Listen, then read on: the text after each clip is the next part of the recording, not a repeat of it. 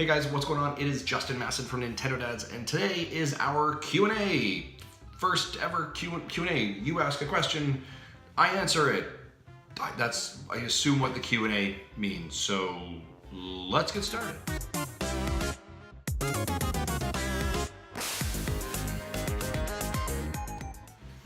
Hey guys, what is going on? So, intro's done, here we are. It is a Q&A. This is for our Patreon folk. We're starting kind of a new series, seeing how it goes. The idea being is it's a question and answer. You guys ask a question, and I answer it in a video format, much like this. So I have got a bunch of questions here. You're gonna see it somewhere on the screen. I'm gonna post it in a couple moments, but we're gonna go through that.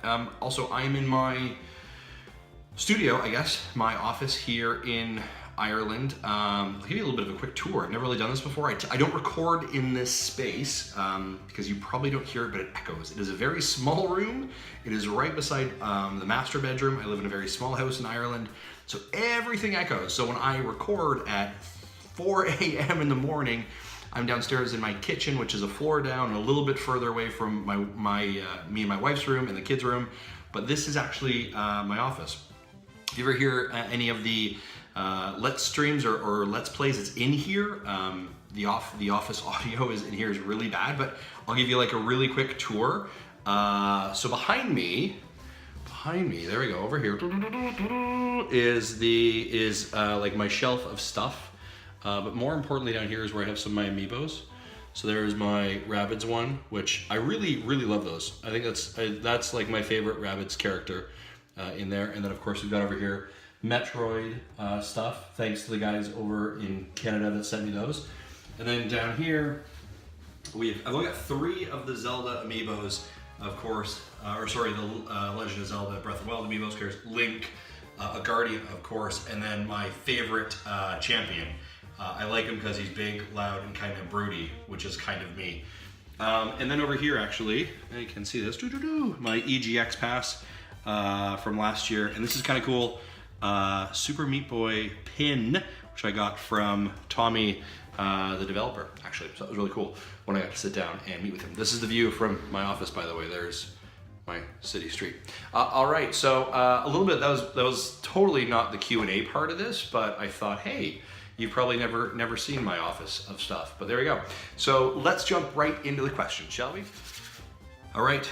Intro's done, tour is over, let's jump right into our questions. So our first question comes from Trevor B, and Trevor B asks, how many hours a week do you play video games, and how do you balance life and video games? And that's a great question. I think as parents, that is a huge thing. Obviously, you know, when I was in college, when I was in university, didn't have a family, it's just me. It was like class, rugby, beer, and video games. And that was kind of the order things worked, so I could do whatever I wanted. Nowadays, obviously, it's much more difficult. I'll get straight to your question, actually, how many hours? I would say probably anywhere between 6 to 8 hours a week, ballparking. And of course, it's kind of like on average. There are other weeks where it's higher, obviously. So a great example is when we get an early access to a game that we know is coming out right away and there's a lot of buzz to it. Example of this, of course, being like Mario Odyssey back in October. Then I'll put more time into it. And my family's really supportive of that. They know that, okay, this is something you're really passionate about, so you know, yeah, have a couple extra hours playing games before you do stuff. How do I balance that? So my first thing is my family has to come first. That's number one, right? The kids got to go to school. They've got to go to their activities. We got to get fed, showered. Those are the kind of things that have to come first. You know, what do me and my wife have to do? So what I try and do, and I think the Switch is really good for this, is trying to find those moments of, I would say, empty space or empty time. And using that. So a great example in some ways is that like when I do most of my gaming is actually after my kids have gone to bed and like my wife and I are watching something on the television, right? Some kind of brainless like, oh, it's Celebrity Big Brother, you know, and she's maybe on the iPad or on the phone or something. That's an opportunity for me to be like, maybe I can play an hour of games here. So typically it's kind of like little moments in between. And then on the weekend, if I can get in a couple extra hours in the morning, typically on a Saturday morning when everyone likes to sleep in, I kind of typically wake up early anyways. So if I can, you know, head downstairs and put an hour or two of video gaming, that's usually what I do. A long time ago, if you've listened to the old episodes, when my daughter was first born, I used to like do late night video game sessions. So like on Fridays or Saturdays after, you know, I put my youngest daughter or oldest daughter to sleep, and my wife would fall asleep, I'd kind of crawl out of bed at like 11:30, 12, and then head down to the basement and play for like 2.5 to 3 hours and suffer for it the next morning. But it's definitely very difficult balancing it. I think when you talk about balancing it with family, the ways that I do that is I try and find games that I know they're going to want to play, right? So I think of stuff like Overcooked, Mario Kart 8, we've got Kirby coming up soon, right? So I love playing video games. How do I involve them in playing video games with me? So I find family-friendly games and content so that it's kind of like a mask of it. So it's like I get to play video games and I get to play video games with my family, and that's the sweet spot, right? That's one of the reasons that way, like for myself personally, this is just, and I know the other guys are a little bit different, this is just me personally, this is Justin's opinion. So the reasons why I kind of steer away from more mature and more violent games is because, it's not going to be as family accepting or as easy to play with everyone else, and my time is limited, so I need to be able to find stuff that's easily accessible, and that I can kind of say like, hey, let's do this together. So yeah, that's a great question, Trevor. Thank you. And that's a huge, and guys, I'd love to know what you guys think. Like, put in the comments below, how do you balance it? This is a tough thing with kids and families. What do you do? So great question, Trevor. Thanks for asking. All right, question number 2 is from Saul. Saul asks, with Nintendo releasing a lot of ports from the Wii U, is there anything else you are expecting or would you like to see?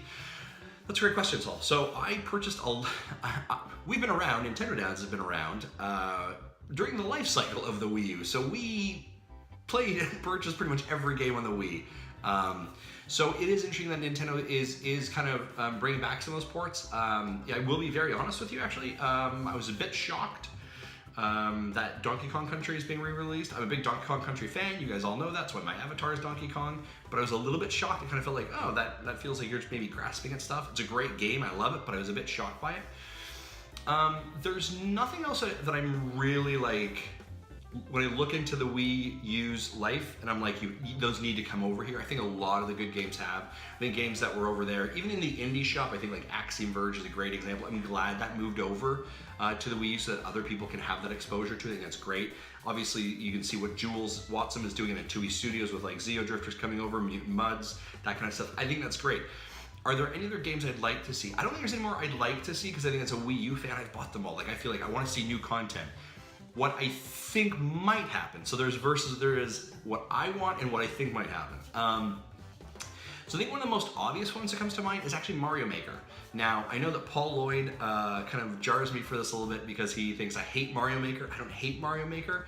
I think Mario Maker is a really cool game and a really cool tool. I don't necessarily think or I shouldn't say it's a cool game. I think it's a cool tool and application to be able to do stuff like that. And I think it took a lot of people. There's amazing things being done in Mario Maker, but for the first couple of months, it was kind of a little bit of a hot mess. There are some great things now that are just incredible. I think you're gonna see Mario Maker come over. What I hope they do with Mario Maker is that they include like a Super Mario Brothers 2 level maker. That would be freaking cool. I'm not a huge fan of the touchscreen element on the Switch. I don't like touching it. Like, it's kind of like I don't like fingerprints on it, which is horrible because I'm a dad, because there's gonna be fingerprints on it, but it just drives me bonkers. With the Wii U, that you had the stylus, it made sense. It was easy to move around, and I'm sure the Switch can do it. But I suspect Mario Maker is going to come over. I just don't know how they're going to execute it on an effective way. Those are kind of really the big ones. I wouldn't be shocked if we see Pikmin 3. I think it was Pikmin 3. Pikmin 3 come over from the Wii U.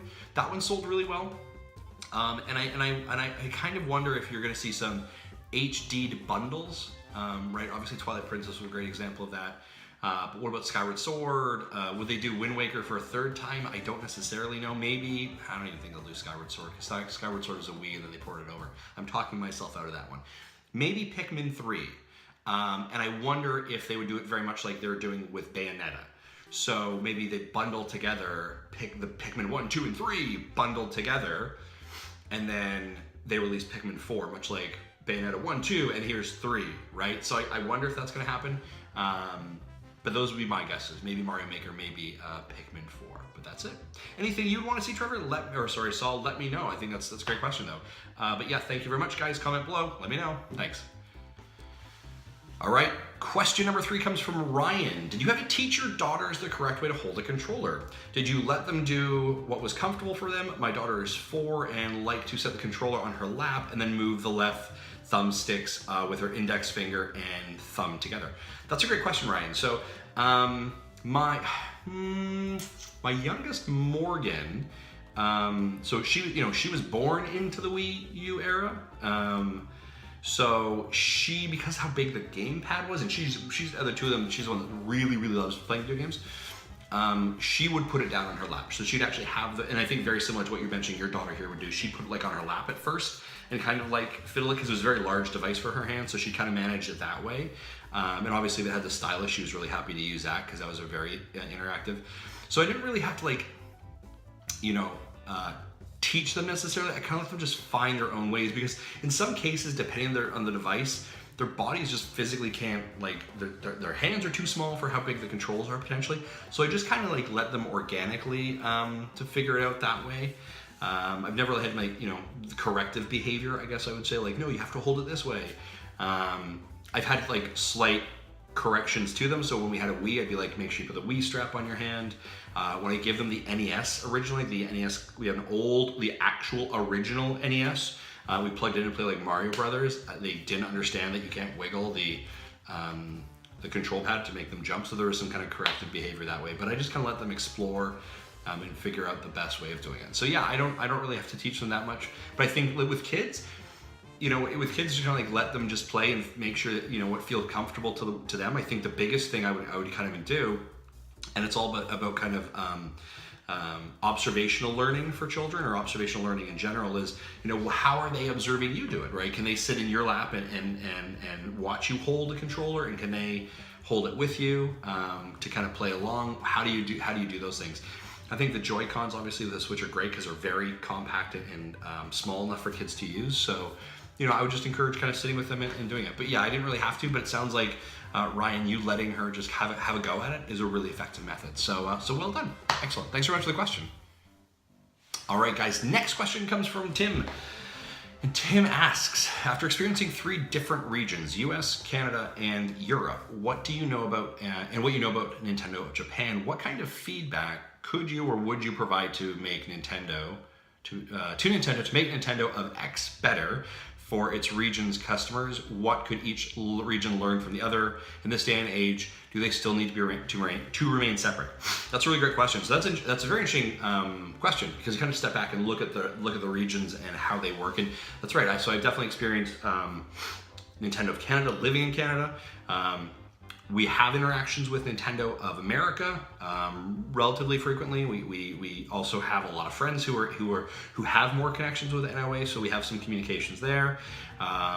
And then obviously here in Europe now, my communications with Nintendo of Europe, and how has that changed? So I'd say my observations of this. I find Nintendo of Europe has what I perceive to be a lot more freedom and a lot more availability. And a lot more, they feel more agile. They feel more able to pivot and move and to react and to communicate with customers and to, I guess, just encourage a community of Nintendo fans. So that would kind of be my observation there, which for us, me being over here now in Europe, is really great, right? So I have really great communication with my NOE rep. They are quick to respond. We're able to come to events, to meet, be press, to get early access. We're able to, there's an online shop, which is awesome.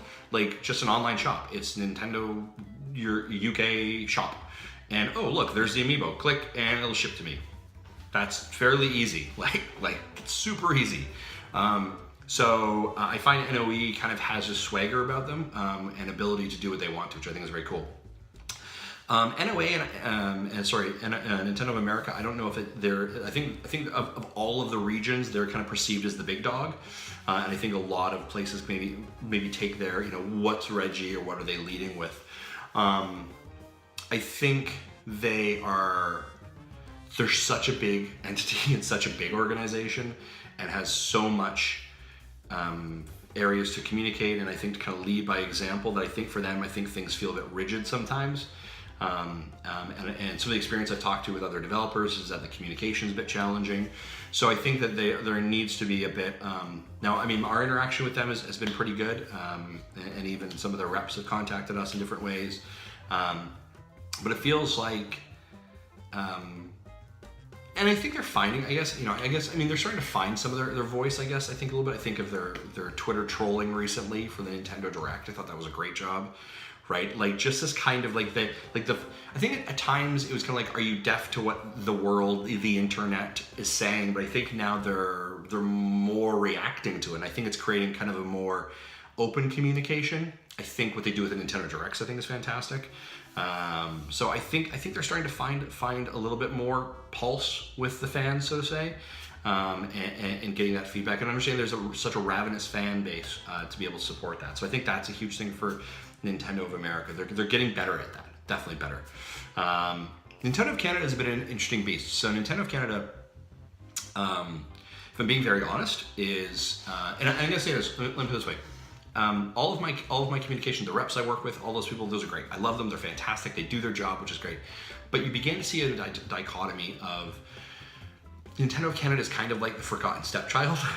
Like, oh, by the way, we should probably do this, right? They really look to Nintendo of America to set the pace and the lead, and then whatever falls out from Nintendo of America, Nintendo Canada kind of replicates and does that. They have a base of content creators like ourselves who are passionate, who support that, but unfortunately the ability sometimes to get content out is not as quick. The communication seems a bit sometimes sparse, but I don't necessarily think that's an issue from them. I think that's what's being fed to them or what's being sent to them. I think just probably the sales numbers don't support as strong of a communication or as much kind of support. But again, the reps I work with are great, they're fantastic, but you can definitely kind of feel like, I've got friends on the US side, I'm looking and going, hey, what are you guys doing over there? Oh, that's really different. Oh, we don't have that up here, or we didn't get that, or oh, that's interesting. So it just kind of feels, so I think Nintendo of Canada, again, it's kind of really, in a lot of ways, has to follow Nintendo of America's lead. It's interesting, we'll get Nintendo of America press releases for like, hey, here's a new 3DS, and then like an hour and a half later, we'll get the Canadian thing. It's like, hey, here's a new 3DS, and the price is very different. So it's kind of, I think Nintendo of Canada is kind of like, sees what Nintendo of America does, gets that, has to re-alter their communication strategy, and then roll it out as well. So can they remain separate? I don't think they can. Well, they can. Should they? I don't know. Like, I kind of like I like the way Nintendo of Europe is rolling here. This is really great communication for us. So they can remain separate for sure. Should they? It's very odd. Like we are not separated by the world of communication and technology anymore. But sometimes Nintendo feels that is the way, right? They'll announce something in Japan, and then,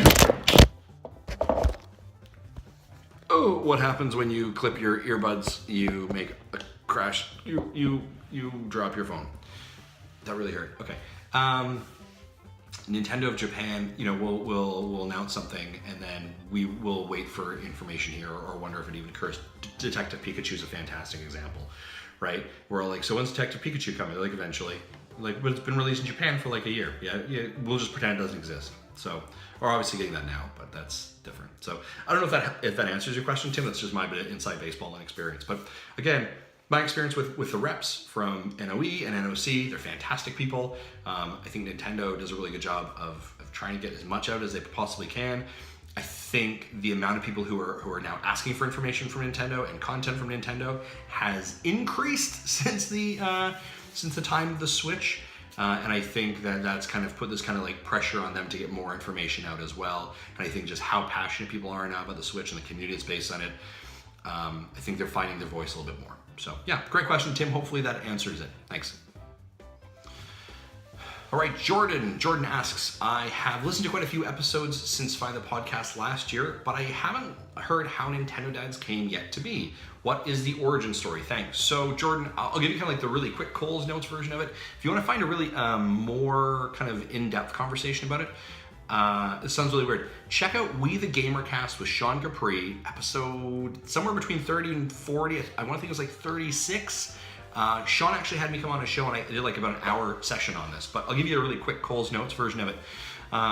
The podcast or Nintendo Dad started with myself and Zach. Zach and I did not know each other. We did not know each other till 3.5 years ago when we formed Nintendo Dads. We found each other on Twitter by happening to see each other's profile and seeing that there was things that we were both interested in. It was kind of this weird, like, hey, you like podcasts and Marvel and video games and you're a parent.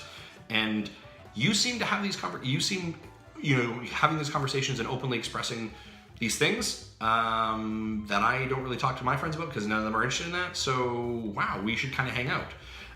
So it was kind of this weird like online bromance date thing, sort of, where I was like, hey, you and I seem to have a lot in common. Do you just want to like meet?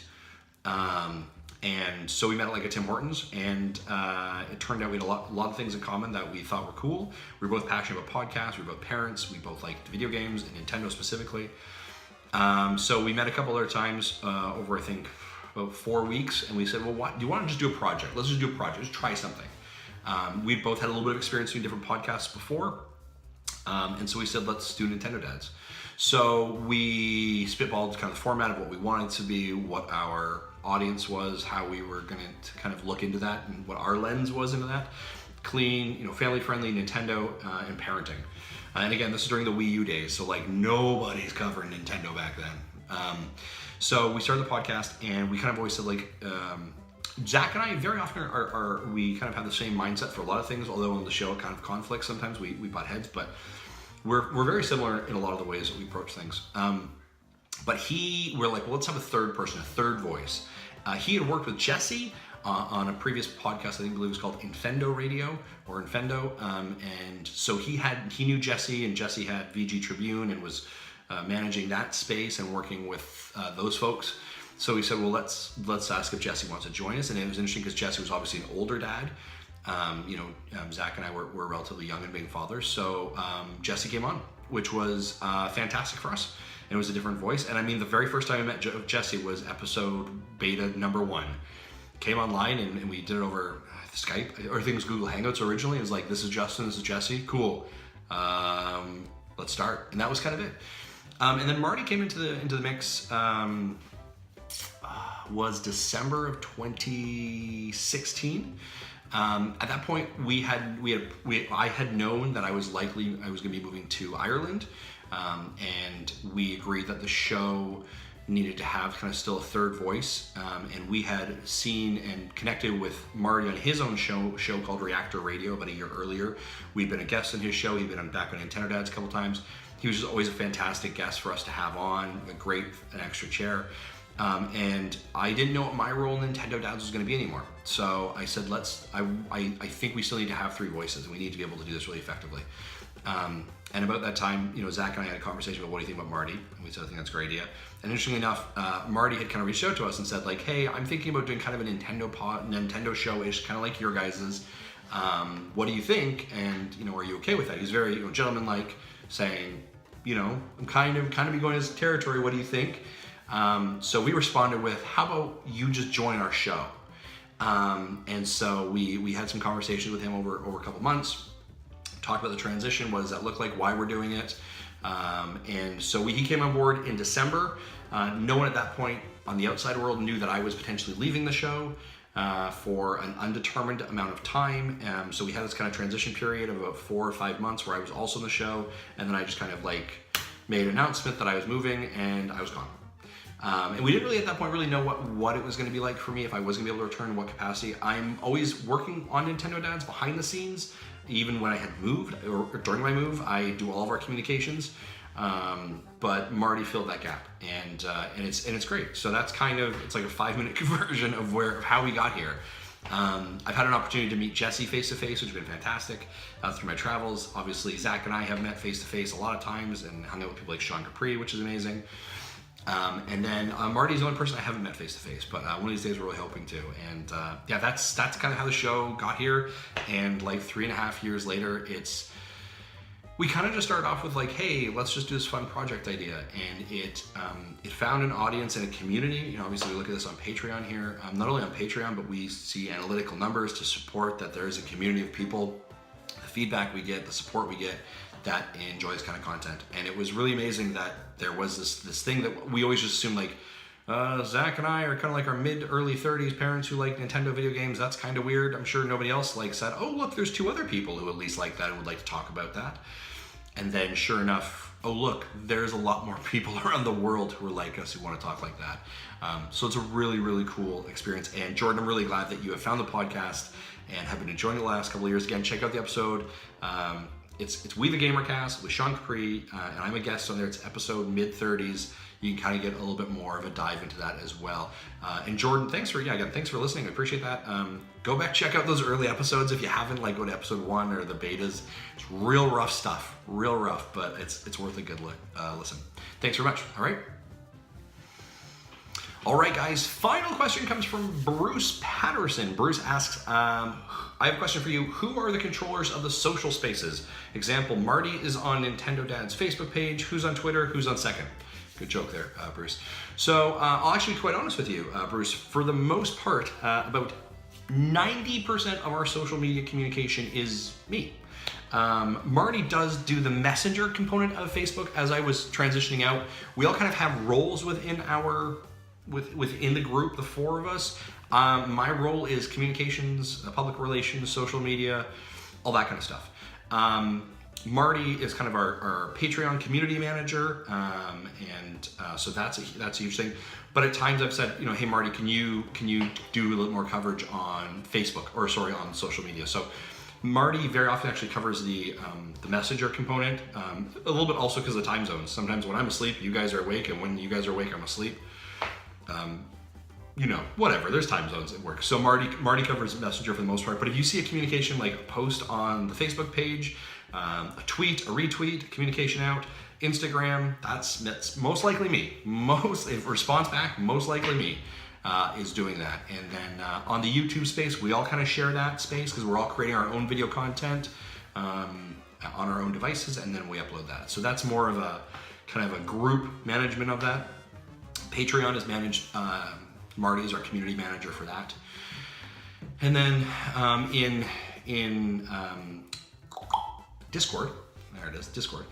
Discord, we've actually asked Tim to be our community manager in that. Tim kind of helped us bridge to come over to Discord. It was a huge champion for that, and none of us had experience, but it was a great idea. So we kind of asked Tim, although not an official member of the Nintendo Dads, to kind of help us play that role and do that role for us. And it's just amazing. He manages that space incredibly. So external communication is me, and then internal communication is kind of held by a group of people and a group of community people to get that done. So hopefully that answers your question. Yeah, great question though. That's kind of the nuts and bolts of how that works. Thanks very much. All right, guys, that is it for our first ever Q&A with Justin or with a Nintendo Dad or with anyone. Hopefully you guys like this. I know it's probably a bit long. It's like, this video's gonna be like 30 minutes in the end, so I'm really sorry about that. But hopefully you guys enjoyed it. Let me know in the comments below, what do you guys think of this? Do you guys want to see more of this? Do you want to do different Nintendo Dads? Do you want to do series? Like, I don't know, my thought is like every month a different Nintendo Dad could do it. Tim actually mentions, he's like, hey, what do you think of that? And I said, yeah, every month a different Nintendo Dad can do it. So like in 4 months I'll come back and maybe the questions will be different. Or you guys think like this is just complete garbage, I thought it was horrible, I never want to see this again. If you think that too, that's okay. Let me know in the comments below. But guys, thanks very much for tuning in. I greatly appreciate it. And thank you so much for your continued support and continued passion for our community and for Nintendo Dads. We are so grateful and so thankful, and we have some really cool things coming up in 2018, and we just want to bring you guys on for the ride, and hopefully you get value out of it and you enjoy it, and we can do stuff together. That's it. That's cool. That's all I got. I'm going to go drink some Guinness and watch some rugby because it's Ireland and that's what we do. I'll probably have some potatoes, but yeah. All right. Have a good one. Thanks, guys. Bye-bye.